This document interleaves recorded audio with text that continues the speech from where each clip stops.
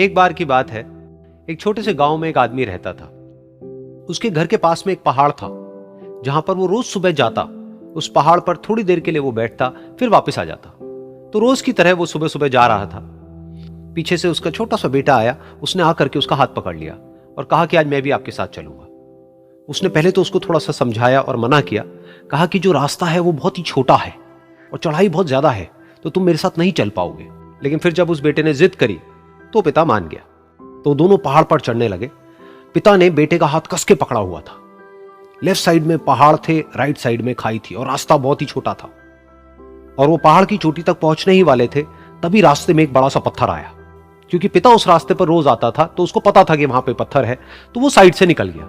लेकिन जो बेटा था उसका ध्यान कहीं और था, तो उसका घुटना जा करके उस बड़े से पत्थर पर टकरा गया। तो फिर उस बच्चे के मुंह से एक चीख निकली। और जैसे ही वो चीखा, उसकी आवाज उन पहाड़ों में गूंजने लगी।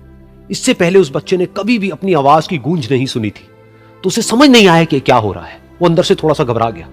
उसे लगा कि शायद कहीं कोई है जो छुप करके उसको देख रहा है और उसका मजाक उड़ा रहा है। फिर उस बच्चे ने बोला, कौन हो तुम? कौन हो तुम? तो जब उस बच्चे ने इस गूंज को सुना, उसे गुस्सा आ गया। उसे लगा कि कौन है ये जो मेरा मजाक उड़ाए चले जा रहा है। फिर उसने गुस्से से कहा, मैं तुम्हें छोड़ूंगा नहीं। और फिर जैसे ही उसने इस गूंज को सुना, वो घबरा गया। उसके पिता समझ गए थे कि क्या हो रहा है।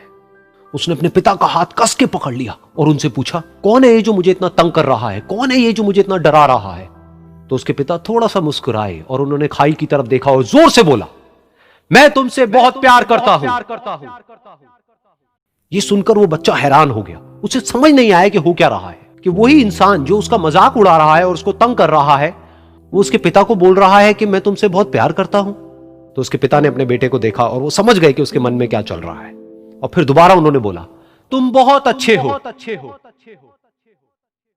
और ये सुनकर उनका बेटा भी थोड़ा सा मुस्कुराया और पूछा अपने पिता से कि ये क्या हो रहा है। और फिर उसके पिता ने अपने बेटे को समझाया, ये जो आवाज तुम सुन रहे हो ना, ये किसी और की नहीं है, ये तुम्हारी ही आवाज है जो कि पहाड़ों में गूंज रही है। और तुम्हें अपनी ही आवाज सुनाई दे रही है। जैसा तुम बोलते हो ठीक वैसा ही तुम्हें सुनाई देता है। अगर तुम गुस्से से कुछ कहोगे तो पलट करके जो आवाज आएगी उसमें भी गुस्सा होगा। लेकिन अगर तुम कुछ अच्छा कहोगे तो वो आवाज भी अच्छी होगी। बिल्कुल इसी तरह से हमारी जिंदगी में भी होता है। जैसा तुम अपने मन में इस जिंदगी के बारे में सोचते हो, ये जिंदगी तुम्हारे लिए बिल्कुल वैसी ही हो जाती है। अगर तुम मन ही मन अपने आप को ये बोलते रहोगे कि मेरी जिंदगी तो बहुत ही बुरी है, तो तुम्हारी जिंदगी सच में बुरी हो जाएगी। और अगर तुम अपनी जिंदगी से प्यार करोगे तो तुम्हारी जिंदगी भी तुमसे प्यार करेगी। ये बात उस बच्चे के दिमाग में घर कर गई और फिर वो दोनों उस पहाड़ की चोटी पर गए।